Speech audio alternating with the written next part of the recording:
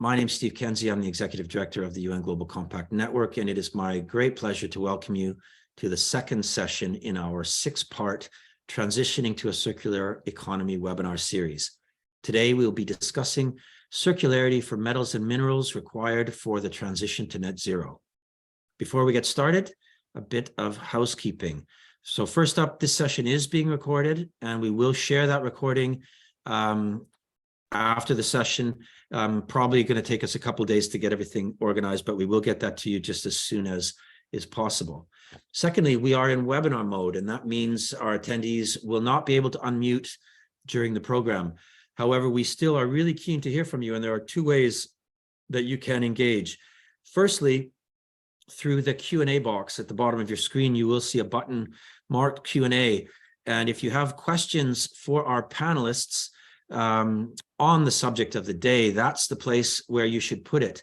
That's really important. If you post questions in the chat, they probably won't be presented to our panelists. So please, if you have a question for the speakers, put it in the Q&A box. And then even if you don't have a question, I would still really appreciate if you could keep an eye on the Q&A box. And if there's a question there you see that you're very keen to have us answer, vote it up with a thumbs up in the Q&A, and that will ensure that we're answering the questions that are most important to you. So do please keep an eye on there and vote for the questions you want us to answer.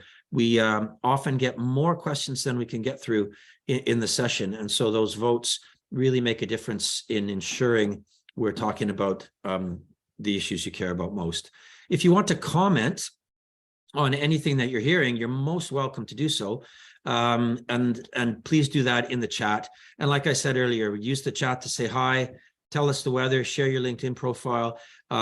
If you have insights that you'd like to add to what you're hearing from our speakers, by all means, feel free to add them in there. We're really already seeing we have a very dynamic chat going on already, and that's fantastic. So let's keep that going. But also keep an eye in there. Our team will be posting regularly into the chat with links to more information on the topics that we're talking about and more information from our speakers. So do keep the Q&A window and the chat window open if you can as we go along. Okay. Also, of course, if you have any technical issues or you need to get in touch with the organizers, then by all means, please do that through the chat. And let me just make one final comment on the chat. At the bottom where you're posting in your message, there's a blue box that says host and panelists, or it says everyone. If you're trying to get your message out to everyone, make sure that you have clicked that and that you're not just sending it to the speakers. Okay, we've activated the automated captions for this program. There should be a button for you to turn that on your screen if you need it. Just a reminder, though, that we're not doing that. They're generated automatically by Zoom, so we ask your forgiveness for any typos or mistakes that come through. And finally, if you are going to post to social media about today's program, we would certainly appreciate you tagging us, and the team are going to pop into the chat our details. And also we've got a hashtag, hashtag T2CE 2023. So transitioning to a circular economy 2023, just a way for us to kind of keep all the posts about today's session and our series in one place. So it'd be great if you could tag us and use that hashtag. It'd be much appreciated. Okay, let's move right along then to the next slide, and a bit more somber housekeeping required, I'm afraid. Obviously, the earthquake in Turkey and Syria has been catastrophic. Millions of people have been affected. Many displaced from their homes. Winter is upon them. These people need life-saving shelter and assistance urgently. In response, the UN High Commission for Refugees, the UN Office for the Coordination of Humanitarian Affairs, has stepped up its operations and capacity across the region. You can support their emergency response by making donations. Other needs include items such as thermal blankets, mattresses, etc., etc. If you can help, please do so. We've posted some links into the chat. They've disappeared very quickly, so maybe we need to repost them again just so that they're a little easier to find. But please do what you can to help. Okay, let's move on to the next slide. A little bit about us. This presentation is brought to you by the UN Global Compact Network UK. We are part of the UN Global Compact, which is the world's largest corporate sustainability initiative, with more than 21,000 participating companies globally. Our initiative is built on a foundation of 10 universal principles for responsible business that have been drawn from UN treaties in the areas of human rights, labor, environment, and anti-corruption. To join our initiative requires a commitment from your CEO to operationalize our principles throughout your organization, to report annually on your progress towards this end, and to support the wider UN agenda. Our role here in the UK network is to support our UK-based members to fulfill the commitments that their CEO has made, and we do so by organizing over 100 engagement opportunities every year to inspire and enable corporate sustainability. If your company is not already participating in the UN Global Compact, please do get in touch. Couldn't help but notice we have quite an international audience. So you would be happy to know that there are local networks in 76 markets around the world. So there's a very good chance there's a Global Compact network operating in your country that you could engage with and get a lot of value from that. So do please get in touch for more information on that. Okay, next slide, please. I mentioned in the commitment, a big part of it is to support the wider UN development agenda. And at the moment, that is the Sustainable Development Goals. And it's a big part of our mission to drive business engagement with that agenda. The goals provide a comprehensive and coherent roadmap to create the future we want. And business has a big role to play in achieving these goals. I encourage you to think about how your work impacts on the SDGs. And to that end, I would like to flag that today's session is particularly linked to Goal 12, which calls on us to ensure sustainable consumption and production patterns. Of course, the goals are all quite interlinked, and several more are obviously highly relevant to today's program. But we just want to plant the seed and have you all thinking about how our discussion today links into that wider agenda. Okay, that's the end of the housekeeping. Now let's get started. Today's session, we're going to be focusing in on the importance of adopting the principles of a circular economy for metals and minerals that will be crucial for meeting our net zero goals. To help us, we are joined by a fantastic panel of speakers. To start, we're going to hear from Wang, Program Director for PACE, the Platform for Accelerating the Circular Economy. Then we'll hear from Bryony, Standards, Reporting, and Circular Economy Manager at the International Council of Mining and Metals, the ICMM. Next up, we have Jean-Denis Curt, the Circular Economy Manager at the Renault Group. And lastly, Johan, Schoonhoven, Sustainability Advisor at Ørsted. Curt will get us started by providing an overview of the expected demand for metals and minerals, which will be crucial for the transition to a net zero economy, and the potential environmental and social impacts. Curt does not have any slides, so don't panic when you don't see them. And with that, Curt, I'm delighted to hand it over to you. Yeah, thank you so much, Steve. And it's fantastic to see so many participants joining this webinar on this topic.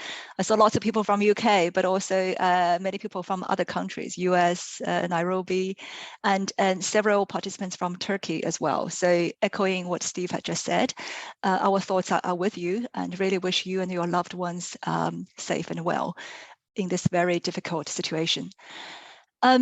Yeah, so when we talk about critical minerals and metals for net zero transition, I think in our mind, we're mostly thinking about clean energy. There are other products and sectors which will will be relevant, but I think today, looking at my fellow panelists, we'll be talking about solar, wind, batteries, most of all.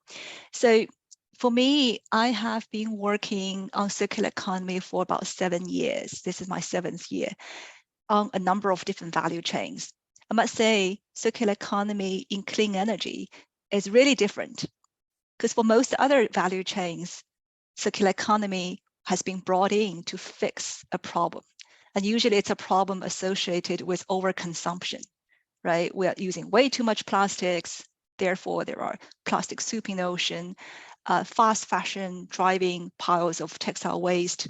We're changing our phones every 2 years. So there's a growing mountain of e-waste. So that's usually the kind of setting I'm used to for other value chains. But circular economy in clean energy is a totally different game, because clean energy is an industry created for environmental reasons, and it needs to grow fast for the sake of planet well-being. And circularity is a necessary enabler for that to happen. So that brings a totally different vibe to the circular economy discussion. And it's also where the material side and the energy side of the sustainable development come naturally together, right, on this very topic. And it is probably also where circular economy can make the most direct and immediate contribution to climate change mitigation. So all that is just trying to say, I'm really excited to talk about this topic. Now, diving into the demand outlook, forecast by, for example, IRENA, the International Renewable Energy Association, says, well, if you look at the world's electricity mix now, solar PV is about 4%, but by 2040, it is expected to grow to 25%. And the wind turbines, currently it's maybe 6.5%.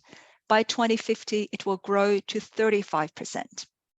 So that means annual deployment of PV and wind will need to triple compared to our current speed. And for batteries, lithium-ion batteries, global demand is projected to grow almost tenfold between 2020 and 2030, driven mostly by passenger cars. So such rapid growth would lead to material management challenges on both ends of the supply chain, both input and output. On output, maybe I start with output first.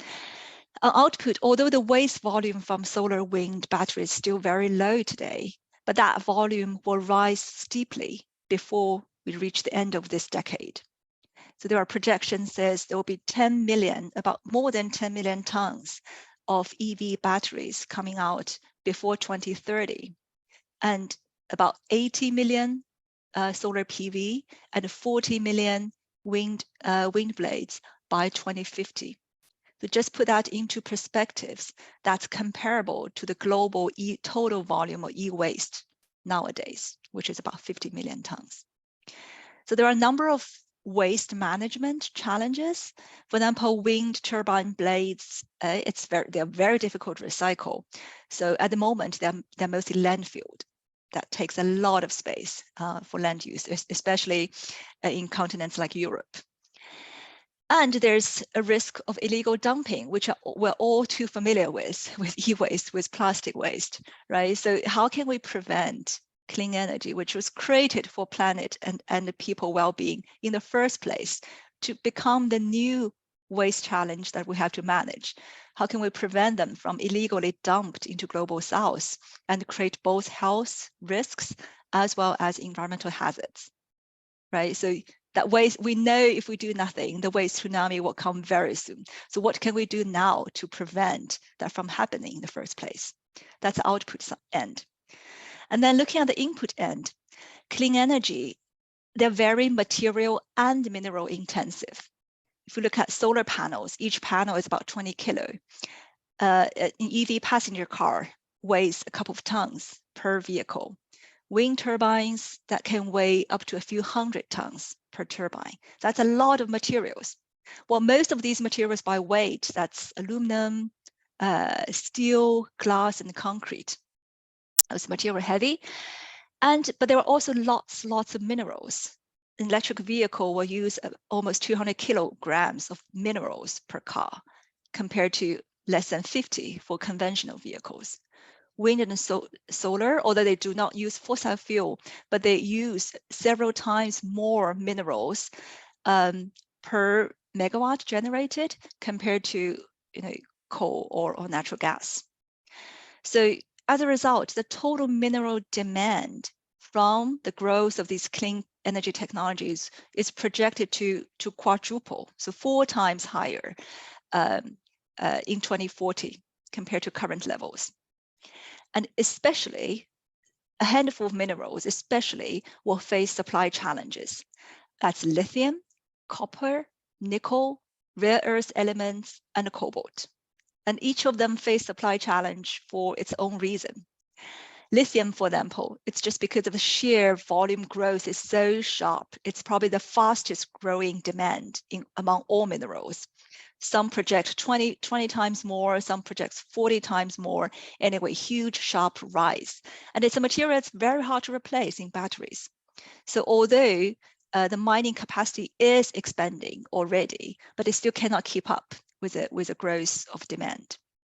In comparison, cobalt, which is also a very critical mineral for batteries, it's projected to grow, but there's a lot of innovation going on trying to reduce the level of cobalt used in batteries. So as a result, the growth is tapered. It's still growing sharply, but it's tapered.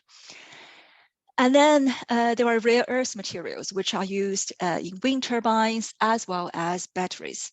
So although the name says rare, they're actually not really rare. They're everywhere. It's just that their presence is in such low concentration that it's hard to get them. And also because of the low concentration, they're also, they'll produce a lot of waste for every kilo of rare earth elements mined. Then nickel, also sharp growth, long development time. Copper, although growth in percentage is not that high, it's maybe 50% more, but its supply is still a big challenge just because copper mines take a very long time to develop. So somewhere between 15 and 20 years. So in terms of time, it just cannot catch up with the demand growth. So, well, here circularity has its role to play, right? From material efficient design to substitution to lifetime extension, including second life applications of batteries, and then to recycling. That includes both recycling of mining tail as well as manufacturing waste, as well as end-of-life products. So all this whole set, we need the whole set of circular economy strategies to help taper off that demand rise in minerals. Although I think we're all very clear that alone still will not bridge the gap. So we definitely will need new mining. We need to ramp up the mining capacity. And we also all know that the mining often comes with environmental and social impacts, right? Land use, biodiversity, air and water pollution, and water use. Some mines, for example, copper mining is very, very water intensive. For every ton of copper mined, it requires 100,000 gallons of water. Lithium, if it's mined in brine, like in South America, it's also very, very water intensive. And then solid waste, huge amount of mining tailing produced. So how do we manage that? Mining also comes with social impacts, the livelihood of the local population, especially if agricultural land is used for mining. In countries with poor governance, where lots of the mining take place, there's a risk of illegal mining, child labor, there's risk of conflict like cobalt in DRC, and the very well-known resource curse, which means mining in resource-rich countries often does not translate to income and living standard improvement for the local population. So maybe I'll stop here, and I believe Bryony, our second speaker, will speak a lot more about mining, but back to you, Steve. Thank you, Curt. And thanks to Amelia for getting us started in the Q&A, most appreciated. And now Tanya's jumped in as well. Thanks to those of you that have figured out how to vote. So let's keep those questions coming in. and do give a thumbs up to the questions you'd like us to answer. Bryony, over to you. Brilliant. Thanks, Steve. So I'm Bryony Clayhill. I'm Manager for Standards Reporting and Circular Economy at ICMM. And can I go to the next slide, please? So at ICMM over the last couple of years, we've been thinking really hard about the circular economy and thinking about what does a circular economy for mining and metals look like. It's a really big challenge, as Curt has outlined. We have enormous growing demand for metals and minerals, for the clean energy transition, for the ongoing development of countries, for our kind of everyday needs. And when you look at a kind of traditional diagram of the circular economy, it often looks a bit like what's on the screen. Obviously, this is a massively simplified version, but we quite often see a kind of reduce, reuse, recycle circle with this little tail on the side, which is the input of raw materials into the system. And the goal of the circular economy is often to get rid of that and to reduce the amount of raw material that's being put into the system. And we just feel that really conflicts with what we've just heard. We know that we have this massive increasing need for minerals and metals if we're going to get to net zero. And so viewing the circular economy in this way, it's not going to get us there. And so the work we've been doing over the last year or so has been really interrogating this framing and trying to understand if this is the most useful way to think about the circular economy. So next slide, please. So we've thought about it in a few different ways, and we looked at this kind of reduce, reuse, recycle framing, and whether this looks like success from a circular economy. So we could focus on products, and we could think really hard about making sure that we're using products for as long as possible, that we're repairing them, that we're remanufacturing, that we're recycling, and really having this focus on reducing the amount of waste. And this is massively important. When we think about metals, they are fundamentally a durable material, which in many cases has the potential to be reused indefinitely. And so turning them into these huge waves of waste, it simply doesn't make sense.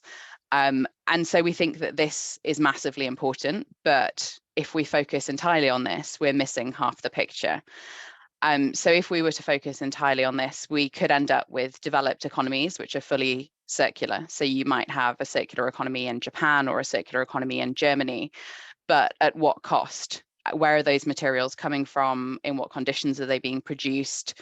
And in many cases, what's happening to the waste that isn't going around the circle? Because a lot of the time at the moment, we're kind of offshoring our e-waste issue and we're sending it to other parts of the world where it's being dealt with, or in some cases not being dealt with. So we looked at this and we decided we don't think this looks like success if we just focus on this. Next slide, please. We then thought about mining itself, and we thought, what can we do in mining to make the mining process more circular? And there's a lot that's already happening. In many cases, it makes good business sense. And so mining companies have been doing it for a long time, even if they haven't called it circular economy. So we have work around reducing the amount of water that's being used at site, around reducing greenhouse gas emissions. ICMM members have all collectively committed to net zero, and we're working really hard at the moment on making that happen, including around scope 3. We can look at things like vehicles, and there's been huge advances in electrification of mining vehicles and reducing emissions that way. We can look at nature, and we can look at net positive and what happens when we close mines. So this is massively important, and we think this needs to be a big area of focus. And at ICMM, we refer to this as process circularity. But again, we don't think that this is the full picture. If we just focus on this isn't a successful circular economy either. Because what this would lead to is circular mining operations, but we're creating waves of waste of the future. If we think back to some of the numbers that Curt shared, we are producing a huge number of electric cars, of solar panels, wind turbines that at some point are going to reach end of life. And if we're not planning for that, then we're going to have these enormous waves of waste hitting us at some point in the next few decades. Next slide, please. So we landed on a framing that brings both of these together, and we think this is what a circular economy for mining and metals needs to look like. We think that a circular economy for mining and metals involves metals and minerals that are being produced in a responsible way, with reducing production waste, focusing on the biggest waste streams. So tailings is the big issue for mining. It's waste stream on a scale that's just unimaginable in other industries. It's literally the size of mountains. And so what can we do as an industry to reduce this production waste, to think about mines in a much more holistic way? Let's make sure we're closing mines so that we're leaving behind something that's better than was there before. Let's make sure we're leaving behind the environment in as good a condition as possible, and that communities have ongoing economic opportunities so they're not losing out when mines close. But that's only half the story. Then let's also make sure that metals aren't becoming waste. Let's make sure that we're working with governments, policymakers, with downstream customers in the metal supply chain to ensure that these metals are being used and reused and are never becoming these waves of waste. So this is how we look at circular economy at ICMM. But I guess what does that actually mean in practice? So if we go on to the next slide. There's examples all around the world, and we're not there yet. There is a huge amount more to be done. And I think a lot of these case studies are kind of individual cases rather than happening in a widespread way, but this is what we're working towards. So we have, for example, Teck and BHP who have made commitments to nature positive. So they're looking at what land they can protect, how can they ensure that over the lifetime of the mine, they're not having any negative impact on biodiversity in the area, and actually are having positive impact on nature. We have companies who are working in areas such as remining tailings, or Vale who are working on silica recovery, so turning tailings waste into a ore sand product that they can then use for building roads, for example, in the local area. So that's both reducing the waste that they're creating, but also reducing the demand for raw materials coming from other sources. Then we have examples like Boliden, who in Sweden are using excess heat from their smelter and using that to heat local businesses and local homes. So a waste product from the mining industry that's going on to have positive benefit elsewhere.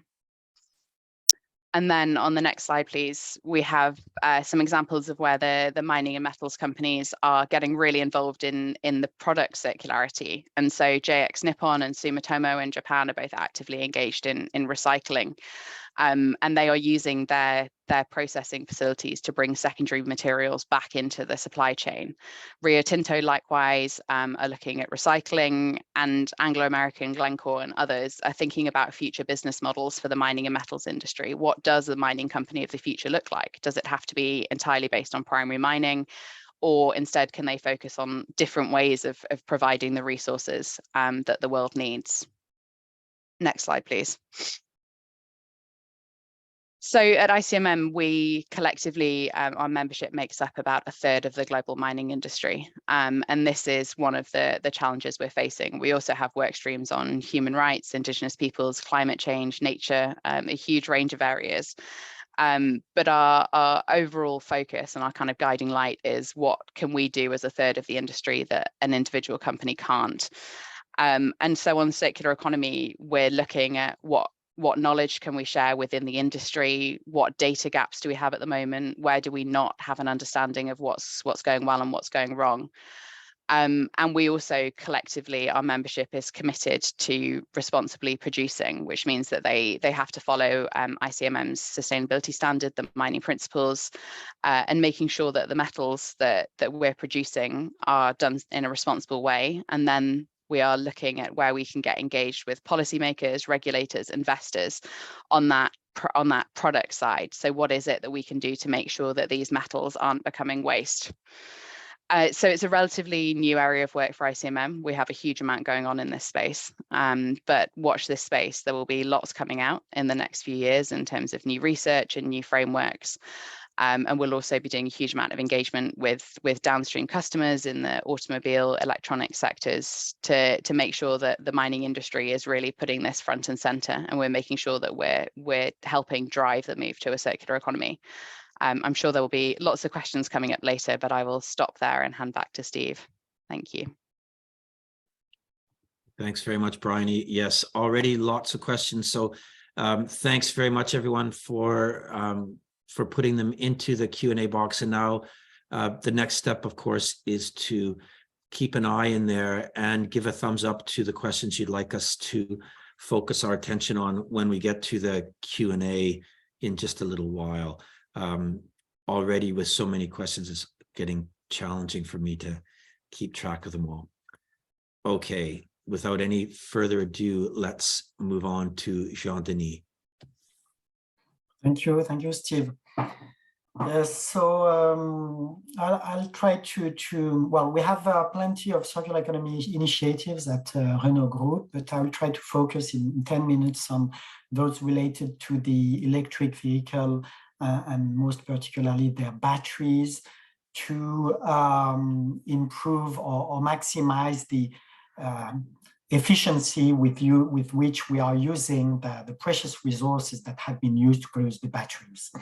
So next slide, please. So this is how the battery life cycle looks like in a nutshell. So talking about electric vehicle battery, with the first life, with the stake of expanding, or maximizing the lifespan of the batteries, which comes through the eco-design of the batteries for durability and repairability and the actual repair of the batteries in after-sales network. Secondly, second life, this is a specific, this is quite specific of electric vehicle batteries because they are so big and also they have such a long lifespan that in many cases, when the vehicle is not functional anymore or it cannot be repaired for technical or economic reasons, the battery is still good and it's still a very valuable source of energy, energy storage. And then it can be used in plenty of automotive or non-automotive applications. And thirdly, recycling with the purpose of reintroducing the minerals contained in the battery, and particularly active minerals such as cobalt, nickel, lithium, so to reintroduce them in closed loop into the production of new batteries. Next slide, please. So first step is, like I said, during the first life, for the first life of the battery, to expand the lifespan of batteries, we design them in such a way that they can easily be repaired. And we have a network of repair workshops that you can see here across Europe with the objective to be able to repair batteries as close as possible to our customers. And with a capacity to repair 8,000 electric vehicle batteries per year. I will not come into details, but I thought that was important to mention this first expansion of the use phase. Then next, I will here illustrate a series of applications in which the electric vehicles can be reused in a second life after their first life on the vehicle. So there are different types of applications, stationary applications like the ones on the top left or top central. But on top left, you can see here a container with a stationary storage system. This is the kind of system we have installed in some of our plants with a dedicated subsidiary. But we are also collaborating with a British startup called Connected Energy that is reusing the batteries from our first generation electric vehicles to make stationary storage systems to provide grid services to the grid, such as grid balancing services to for instance, to foster a high proportion of renewable energies into the grid. Also local microgrids, such as, for instance, electric vehicle charging stations.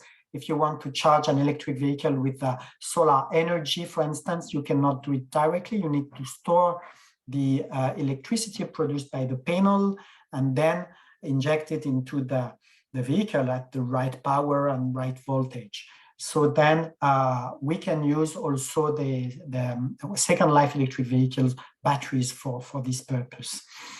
And then in the bottom, you have a series of mobile applications of second life batteries, such as marine electrifications of large boats. We are collaborating with a French startup called Neoline that is building large sailing container ships like the one you can see on the bottom left corner. And also other startups or collaborations on other types of mobile application of Second Life batteries. And finally, I will illustrate this with the application that is shown here in the picture on the top right corner of mobile energy storage. And if you can skip to the next slide, I will explain concretely what it is about.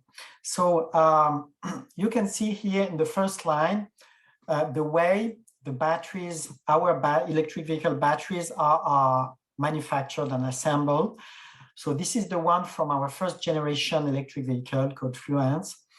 And you can see from left to right here, the cell that is that they are included into a module, a 4 kilograms module, the size of a laptop, more or less.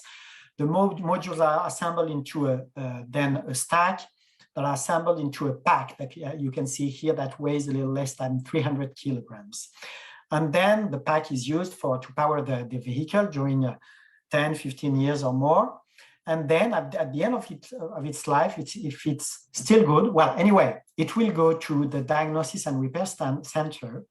And then it can be reused either entirely as a pack, like in one of the applications I showed, or it will be dismantled and all the good modules will be reused in this kind of application.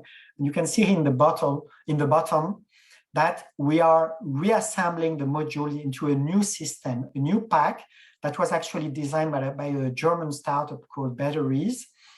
But this operation is done in our own plant in Paris region. It's called a refactory. It's a plant.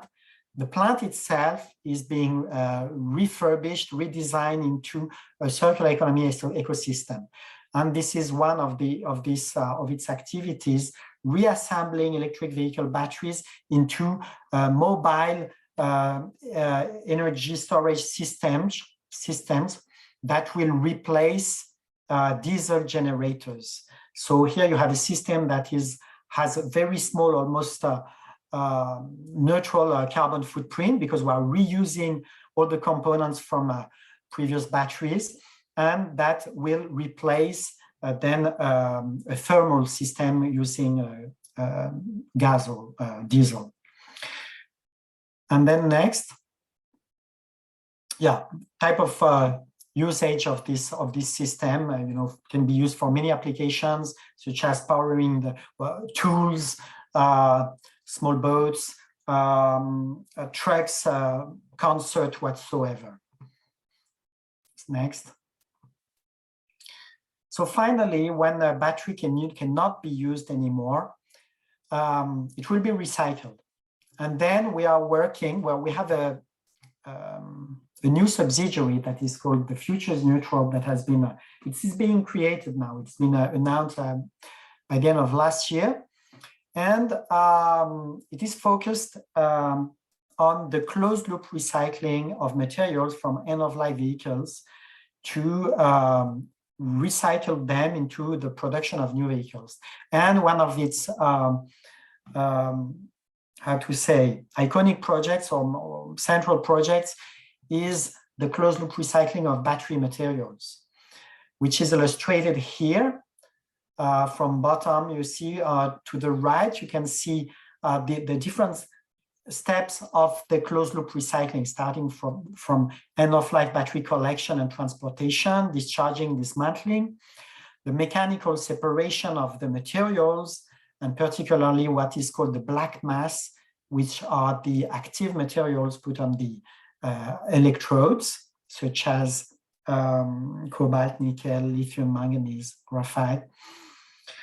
And then there will be a chemical extraction step to extract these metals and then refine them into recycled salts that will be purified and reintroduced into cathode active materials that will then be reused into new battery production.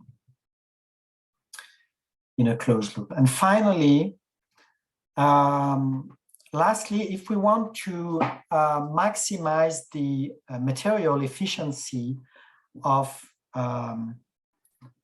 individual transportation and the car industry, we also have to switch to a different business model, because currently vehicles are used with a very low usage rate.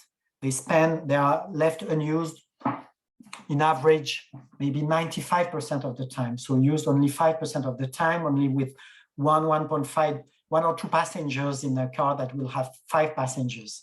So we need to switch gradually to as a service business model and shared business model, where the vehicles will be designed for a specific purpose, and also they will be shared between different users during the same day, during a month, during their life. And so this is the purpose of a new subsidiary called Mobilize, another subsidiary and a new brand of Renault Group. But so it's an automotive brand that is not selling and will not sell cars. It is based on 100% as a service business model, with based on demand or subscription-based offer of electric vehicles, including all maintenance.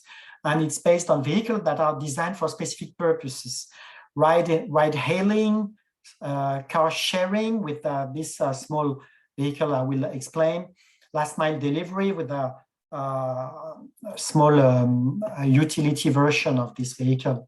And this is, in my opinion, the perfect illustration, because this is a vehicle that we are designing really for purpose of shared urban mobility. Urban mobility means in 90+ % of trips, only one or two people in the car. So this car is designed to transport only, one or two people.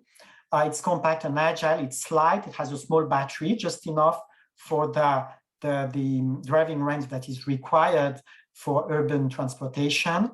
It is highly durable and repairable. It will remain the ownership of Mobilize and Renault Group. So basically, we can afford to spend a little more sometimes to reduce the repair cost or extend the lifespan of some parts.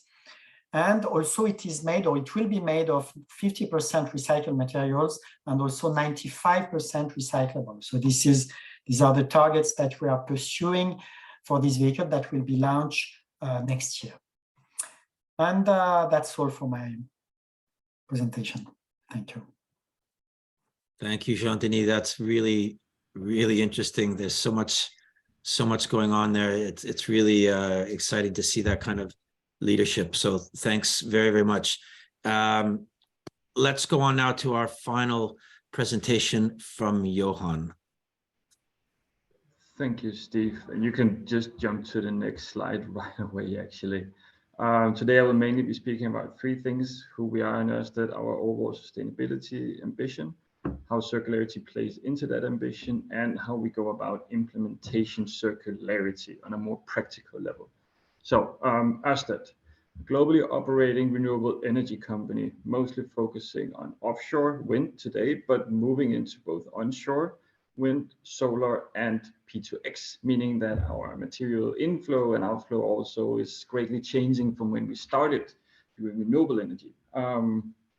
Ørsted has not always been Ørsted. We used to be named DONG, Danish Oil and Gas. And that's because we were an oil and gas major like many other companies in this world. We have just almost finalized our transformation to green energy, meaning that since 2006, we have reduced our own carbon footprint, scope 1 and 2, sorry, with almost 90%.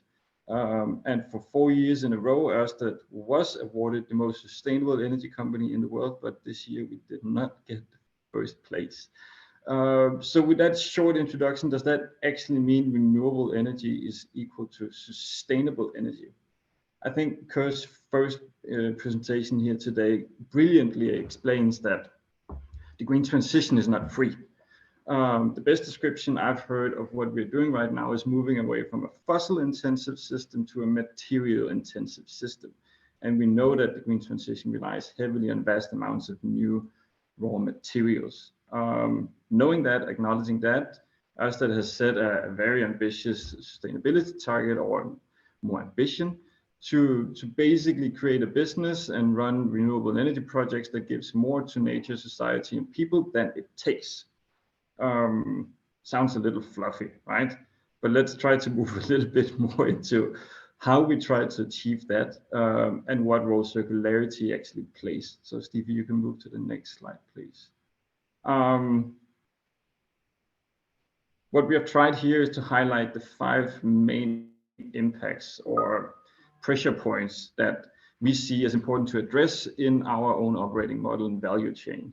And the headline here really says it all, right? The role of circularity to become not just a renewable energy company, but a sustainable renewable energy company is twofold. First role is minimize all the adverse impacts environmentally, socially from the green transition. Secondly, ensure the availability of the critical materials that we actually need for the green transition. So it's sort of a dilemma here, right? We know we need to accelerate the green energy build out to reach our climate targets, but we also know that while we do this build out, it will come with an impact.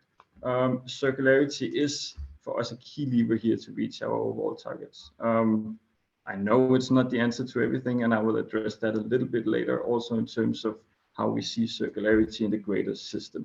Steve, you can go ahead to the next slide, please. So, how does those 5 impact points and our vision for circularity actually translate into something tangible?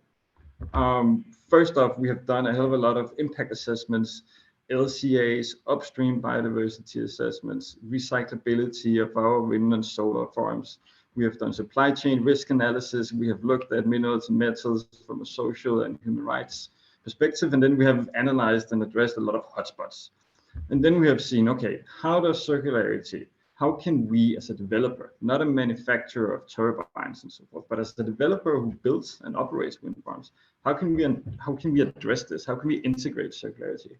And we have highlighted 3 main focus areas that we should be working with to become more circular. The first would be everything we do in designing and procurement and sourcing, meaning that we can use less virgin materials by reducing, rethinking our designs. We can start incorporating circular procurement strategies, buying components with recycled content, moving into the whole use phase of our assets that currently have a lifetime of 30 to 35 years, at least when they are designed from today. We know that we can optimize the use here, both of the components, blades, gearboxes, panels, and the solar farms, so forth, individually, repairing them, reusing them again after repair and so forth, but also on an asset scale, simply extending the lifetime if feasible and viable and so forth. Moving into the third row or focus point of us is resource recovery. When all the other aspects of rethinking, reusing, repairing, repurposing all the assets and materials, we know that we also have to recover the materials at their end of life and make sure that they are being fed into a new production loop. A few examples of how we actually go about this. As I said, hotspot analysis and impact assessments is kind of driving where we have started this journey. From a design and sourcing and whole supply chain perspective, we know that up to 75% of our carbon footprint of a renewable assets, a wind farm, for example, comes from supply chain emissions. Everything we do with extracting, with processing, transporting, and manufacturing the components that go into our farms. Addressing this is key.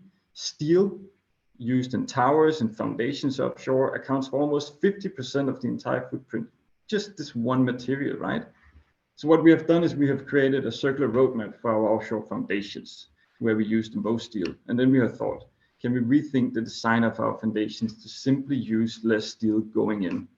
And just an example, in a recent wind farm we are building outside of New York, we managed to save 6,000 tons of steel just by modifying our calculations of the thickness of the plates that we use to manufacture the foundations. There are many small incremental changes that we can do here to actually lower our resource use.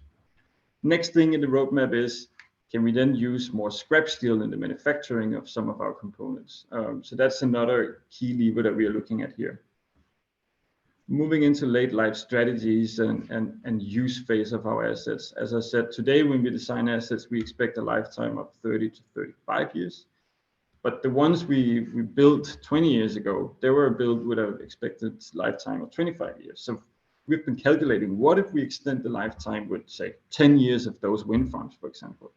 We know that it would increase the energy return vastly while lowering the overall footprint, and also extend, or what do you say, delay the need for new farms, for new materials and so forth, buying ourselves a little bit of time. So what we have done is trying to integrate lifetime extension as an option in all our late life strategies for offshore wind farms so far. Haven't done it yet, mostly because most of our farms are still young. We have only decommissioned one farm so far, just on a side note. In the area of resource recovery, recycling of materials at end of life, a wind farm today is 90–95% recyclable already. But we have tried to highlight some of the hotspots that we are still to overcome to achieve sort of 100%, right? This being mainly blades. If you look at a solar farm, we also know that there are challenges with PVs, with modules at end of life. And hence we have actually tried to commit to not landfilling any blades from today going forward. So all damaged blades in our operations and the blades that we will take down at some point during the commissioning, we'll make sure to either reuse, recycle, or recover those. Now we don't have that many blades right now to test and try out with. So we are sort of trying to start some very small scale pilot projects to actually figure out what is our long-term strategy. When it comes to PVs, we are mainly operating in the US. This is also where our commitment is. It's an American-based commitment to not landfill PVs. It's not a corporate commitment. Just wanted to make sure about that as well. Here we have already screened and shortlisted a few recycling companies that we want to work together with. On top of that, we want to add to the commitment that reuse should of course be first choice before moving into recycling. So trying to extend the lifetime of broken panels by repairing them. And we're also building a strategy for how to do that. Now I know this model that I'm showing you here is only the right side of the model that Bryony showed you. And according to her, this is not the whole truth. And of course she's right. I mean, we cannot rely on sourcing 100% recycled materials for our wind farms and solar farms going forward. There is simply not enough supply for the demand right now. So we absolutely agree on that. And we have another sustainability program called Minerals and Metals to try to promote sustainable practices in the mining and extraction industry. What we do expect is that at some point, our biggest role and biggest contribution to create a more circular value chain in the renewable industry is really to see end-of-life materials, decommissioned assets as the most valuable resource for all the new assets that we will be building going forward. So the more of a closed loop we can in fact create, the more steel from old foundations that can go into new foundations. If we at some point reach a level of recyclability of blades where they can become new blades, that would be preferable for us to really lower our dependency on virgin resources here. So just to address that at the end, we know circularity is not the answer to everything, but we also recognize that it is a key lever to achieve our sustainability targets going forward. Thank you. Thank you very much, Johan.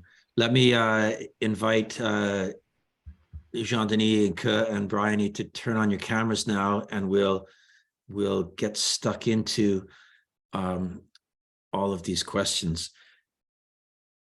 Before we do, I'm sure stupid question, because I do understand that nothing lasts forever, but could you explain to me, Johan, why blades, is it just a fear of fatigue because of the stresses they're under and there could be a catastrophic failure and it falls on someone?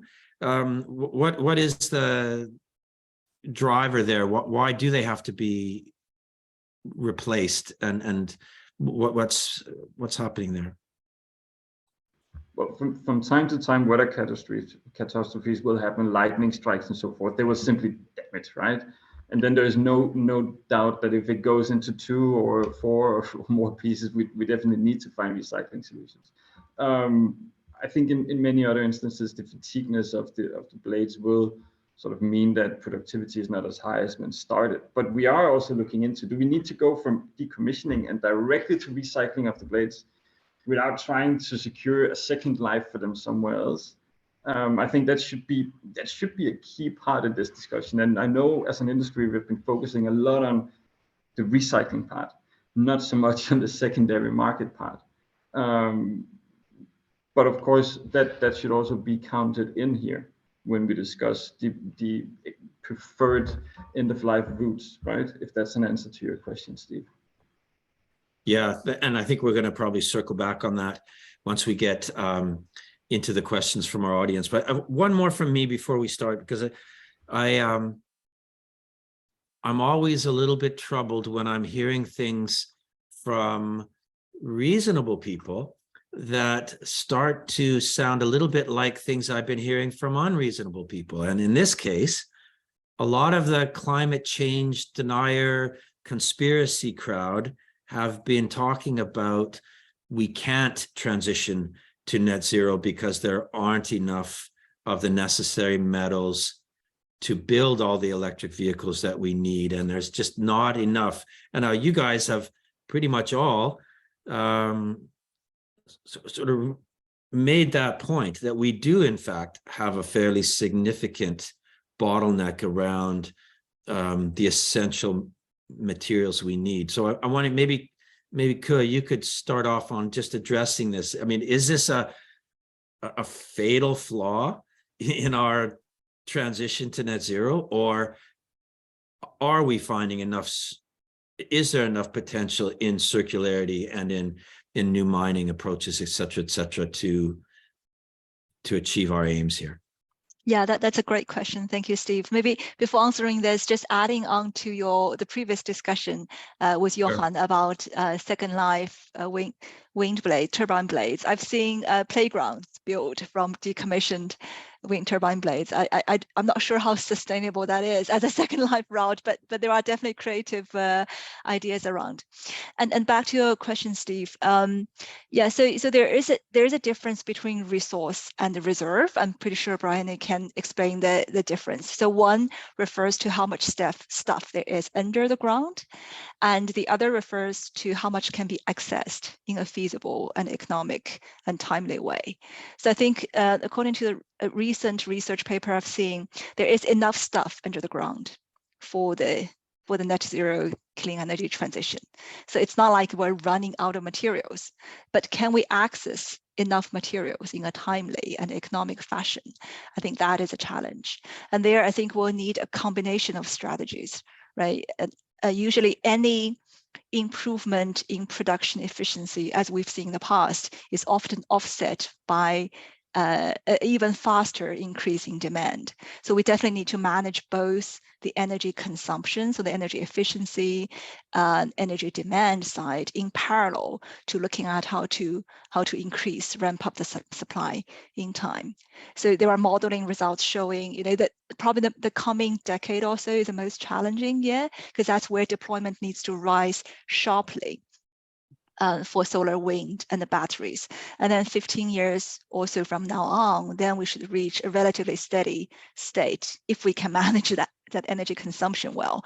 And there, with mining plus recycled material, we should be able to enter a more kind of a sustainable supply and demand balance. But the coming decade, definitely we need to use all the measures we have to get there. Thanks, Curt. Bryony, can you give us a bit more on that? Yeah, it's a massive challenge at the moment, and it's a massive area that companies, governments, everybody is thinking about. And we're seeing so many countries coming out with critical materials policies and critical materials acts, because they've realized that we need to massively increase the amount of supply. And so I think in terms of the actual numbers, I kind of can't give a definitive answer, but yeah, I think as Curt said, there's a lot available. I think the challenges we've got is it takes time to open mines, and it takes time to open mines well. And so that's where we are seeing a lot of engagement from governments in kind of writing these policies around trying to secure their own supply. And really our focus is on making sure that we're not mining at any cost. And so there's a few different scenarios. We can not open enough mines and not get to net zero because we don't have enough materials. We can have this kind of mining frenzy where countries and companies are opening new mines, but we're not kind of monitoring the standards, and we might get to net zero, but at what cost to nature, to human rights, to all these kind of different areas. Or we can really focus in on circularity. We can focus in on reducing production waste. We can work with the downstream to ensure that we're maximizing kind of secondary supply, and we can do all of this. And circularity is a massive lever. And that will get us to net zero in a way that is acceptable to kind of planetary and societal boundaries. And so that's where our focus is. And we see circularity as a kind of big lever within that. But yes, and it's a huge topic, and every government is talking about it at the moment. So I think the next, as Curt indicates, the next kind of decade is going to be really important in making sure that we do secure these supplies, but at the right kind of price to society and to nature. But I can feel reassured that the doomsday prophesizers that it's impossible to achieve the transition we need to is not the case. We just need to keep the SDGs in mind and a holistic approach to sustainability as we go after these solutions, and it is achievable. That's a fair. I think, yeah, a combination of opening new mines in the right way, of focusing on the other avenues we've got, like remining tailings, on kind of the product circularity bit that we've talked about. If all of this comes together, and we've got kind of governments acting in the right way, that seems to be the way that's certainly where our focus is at ICMM, is ensuring that this is being done in the right way and not at any cost. Great. Okay, thank you.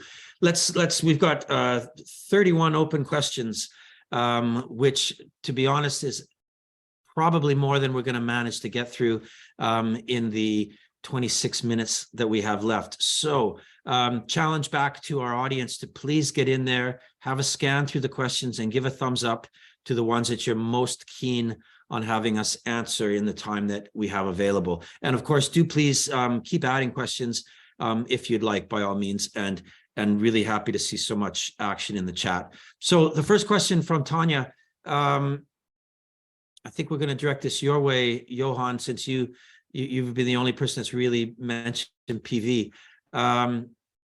Any suggestion to manage the solar cell, solar roof after they get retired? Many of them were produced 10 years ago from, and the design that's not able to be delaminated or recycled. Is there a design for circularity of solar cells available now? Any thoughts on a global standard in this regard? Can you share anything on this? It's a bit, I know there's not so much metal in solar panels, but I checked with the team, and we're probably not addressing this subject head on in any of the other sessions in the series. So if we could address it today, that would be really, really great. So maybe, Johan, do you want to start, and then you could come in?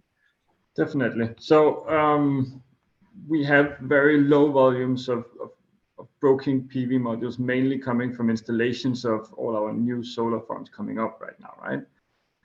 We still think we need to do things right from the beginning. So we have committed to not landfilling them, which is standard practice in the US, meaning that we have been screening the recycling market and found a handful of recyclers who are capable of actually recycling the panels today at a satisfying level. With that being said, we know that technology only allows for recovery of 90–95% of the weight of materials in a module, being mainly the glass panels and the aluminum frames, other components as well. But we also know that the key to unlock a really thriving recycling technology for modules is to find out how to also recover the low volume but high value minerals and metals inside the panels that are today a challenge. And I'm sure Curt can speak to that as well. But we also agreed with ourselves that even though technology is not flawless today, it's definitely still better to do so than simply going with the flow and landfill. We also look into reuse applications of panels, as I said, that we don't necessarily need to jump straight to recycling. If we can extend the life 5-10 more years, then hopefully technology allows for better recycling options at that time. Thanks, Johan. Curt. Yeah, I can chip in quickly because I worked on circular economy solar PV before my time at Pace. So I think as well, the question said many of the PVs decommissioned were produced 10 years ago, but PV panels are usually designed with a much longer technical lifetime in mind, right? So technically they can function often 30 years or even 40 years. The warranty is often 25 years, so they can last much longer. But then why some of them retire earlier than that? So in addition to the weather damage, transport handling damage indicated by Johan, another reason for early decommissioning is innovation cycles. So the efficiency of solar panels has been increasing so much. So for commercial PV farms, often it is, it can be economically more profitable to replace a 10-year-old panel with the latest technology because they can just produce more electricity with the same land area. So that's another source of kind of a premature retirement of PV. And for those situations, as Johan said, definitely second life application would make more environmental sense, right? And there are similar innovative applications similar to what Jean-Denis mentioned for batteries. For solar panels, there are also pilot projects looking at, for example, charging. A gas station that you can have a roof of panels for charging EVs. Sometimes in Belgium there are co-housing where a group of houses, people live together and they share a kind of a PV facility to meet their energy demand. E-scooter charging stands in cities. And there are also startups looking to remanufacturing PVs into a standalone unit for off-grid application in Africa, for example, houses with no access to electricity grids. So there are lots of kind of innovative applications for second life usage. And then for recycling, as Johan said, right now the economy of scale is not there yet. The volume is still very low. And for PV, especially the recycling economics can be challenging because most of it is aluminum and glass. And then the valuable minerals are in very low quantity. Silicon cannot really be recycled at high quality. Silver concentration is reducing rapidly. So it's a combination of how to make the recycling economics work and how can we recover materials in a higher value format. For example, glass, can they be recycled as a sheet of glass instead of glass pellets, right? The sheet is much more valuable than pellets. Yeah. Thank you I'll stop very here. much. Okay. Let's go on to the question from Shijo. What is the extent / feasibility of circularity of some of the key materials, e.g. lithium, cobalt, etc.? Are these established at scale today? So I think we have touched on this, but probably good to reiterate just because it is such a key topic. Do I have a volunteer? Can I maybe starting, I don't know, Bryony, you're sort of taking these things out of the ground via your members. How comfortable are you with the circularity from there? Yeah, so I think this question depends which frame of circularity you're looking at. So in terms of kind of circularizing lithium and cobalt once they're in products, I think one of the challenges we've got is a timing problem where we're still building the massive stock of these materials at the moment. We're still building the electric cars, we're building the solar panels, and we're seeing this massive increase over the next 10, 15 years. So we don't have all of that kind of available to recycle at the moment. There is obviously recycling happening, but we're still in the point where we're actually kind of building up the stock of these materials above the ground and kind of moving them from the mine below the ground to the mine above the ground, if you want. So on that side, and maybe Jean-Denis or someone else can come in on this in a minute, but from the mining side, there is a huge amount going on in the mining industry, taking kind of principles from the circular economy and applying it to the mining process. And I don't think that's any different in lithium and cobalt. So things, I mean, some of the progress that's happening at the moment is kind of moving towards electrification of vehicles at mine sites, which is massively reducing the amount of diesel that's being needed. I mean, these mining trucks can burn 3,000 litres of diesel in a day, at least. It's just enormous volumes of materials that's needed. So moving to electrification, we've then got models of kind of extending the life of those mining vehicles, and that's just kind of within the mining vehicle space, and that applies to whichever material it is that's being mined. So there is huge amounts happening, and it's one of the things that ICMM is really focused on, is making sure that this isn't just happening within one company, and it's actually happening at scale across the industry. So yeah, lots happening in this space, but on the actual kind of end of life recycling side, I think we are still kind of building that stock.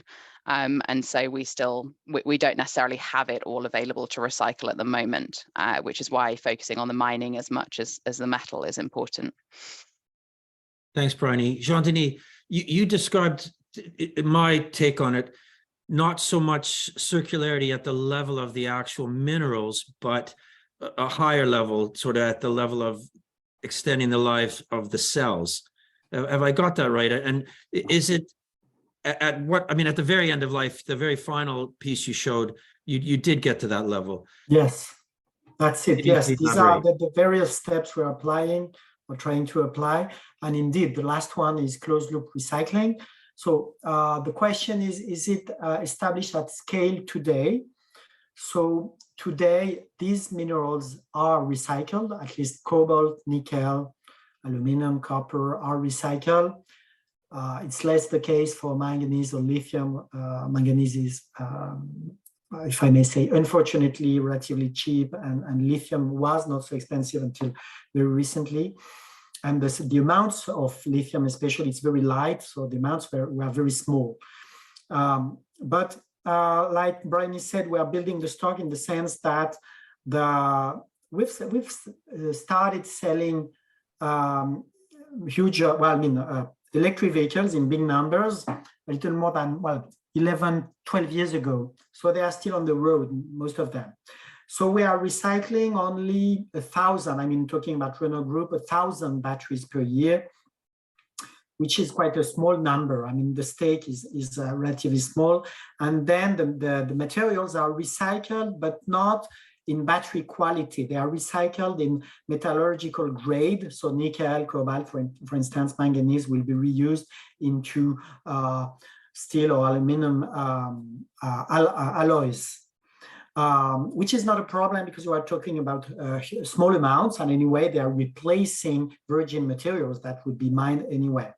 But then as volumes will grow, of course, it will become more important to set up to close the loop, because we will need these materials to produce the electric vehicles of tomorrow, and also because it will be possible, because it requires high technology and huge investments to set up the refining and the hydrometallurgical extraction and refining steps to put these materials back to the battery grade purity. It requires huge amounts and huge investments. So it will be possible within a couple of years.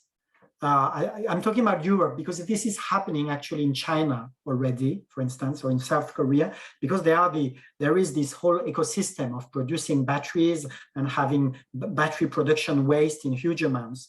But this is not the case just in Europe, because we have not been producing the batteries. And because also we've been using these vehicles only for a little more than 10 years. But in a couple of years and before the end of the decade, yes, it will be the case at scale, I mean, and it will be the regulation that European regulation will require to recycle 90% of cobalt, nickel, copper, 70% of lithium by 2026, and 95 95 and 70% by 2031. So it will be the regulation, it will be mandatory to recycle these materials to 95% circularity. Thanks, Jean-Denis. I'm thinking we might just keep you talking for a little longer because you've kind of segued really nicely onto the question that's next from Charlotte. She asks, what do the panel believe are the most effective types of policies that push manufacturers and developers to properly consider circular economy in the deployment of clean tech, e.g. sustainability criteria in offshore wind auctions? So Jean-Denis, you were just talking about regulations around recycling requirements.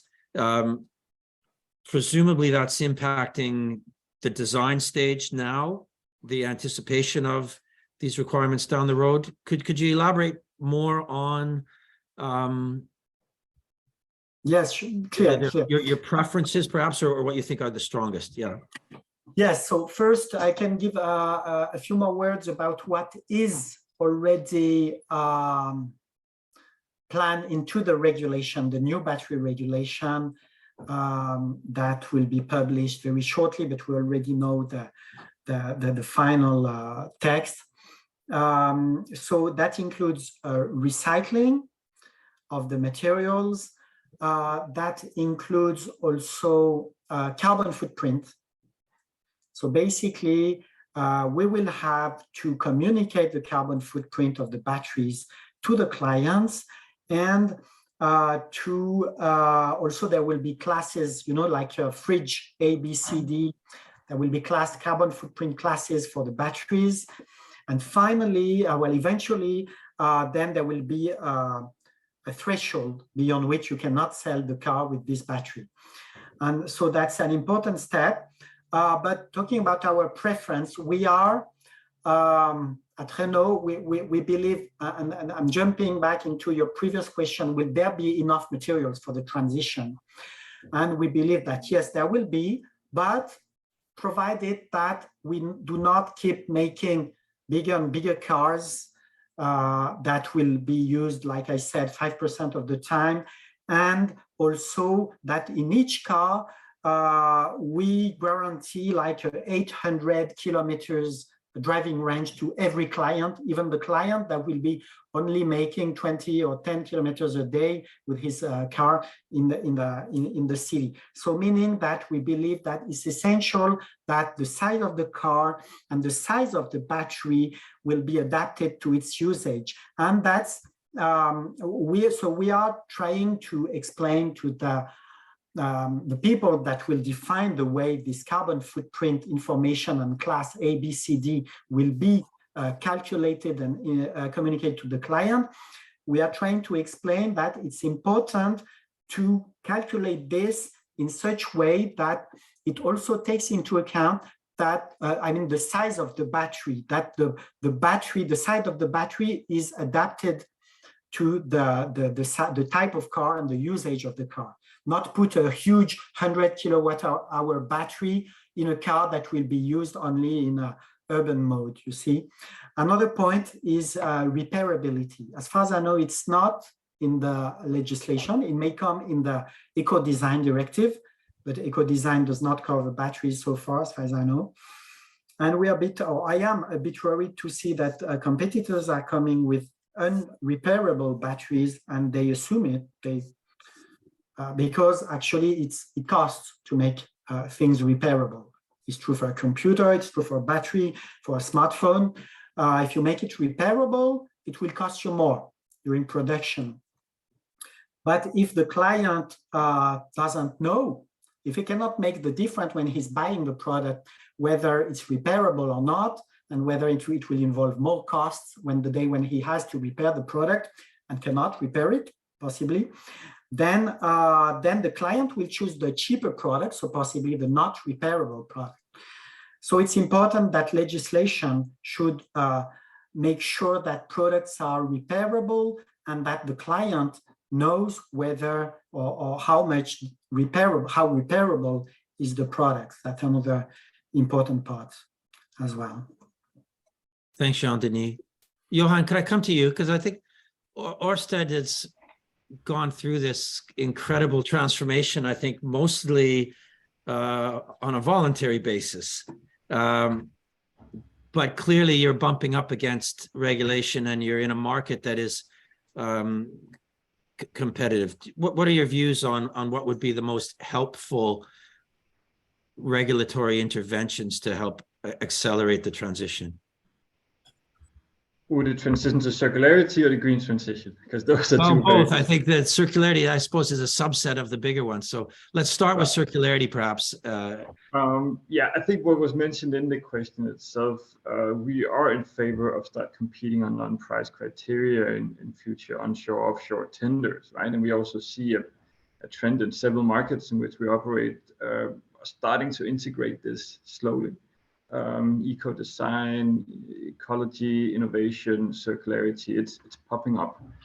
I think the devil is really in the detail here in terms of how do you incorporate, how do you integrate non-price criteria to actually foster the transition best way possible.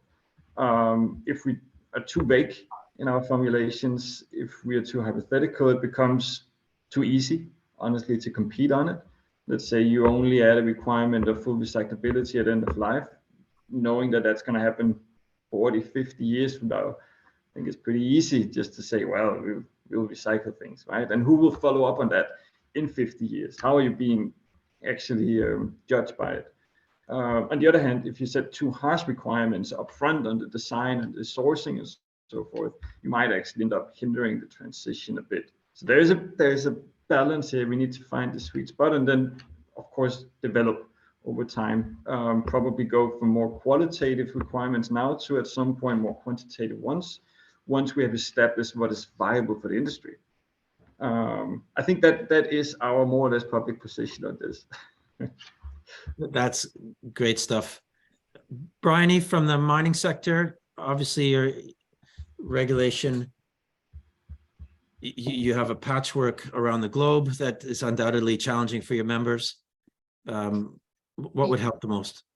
Yeah, absolutely. I think we're just seeing a huge amount of change at the moment, and we're seeing, as I said before, so many countries coming up with these kind of critical minerals policies and regulations, and we're seeing it at EU level and at kind of intergovernmental levels. So for us, it's a big area that we're looking at the moment, and the important thing is, it's that at what cost part. So making sure that governments aren't kind of allowing or are making sure that they're kind of regulating this in the right way. So there's a huge number of kind of voluntary standards in the mining space that have been working for a long time to kind of improve practice. So that's a big area, making sure that regulation isn't kind of contradicting this, and we're not allowing mining at any cost, and we're allowing ICMM members who are kind of following all of our principles to be kind of recognized for that. So that's a big area. But equally, we know that kind of on the downstream side as well, on the metal side, there's a lot happening. So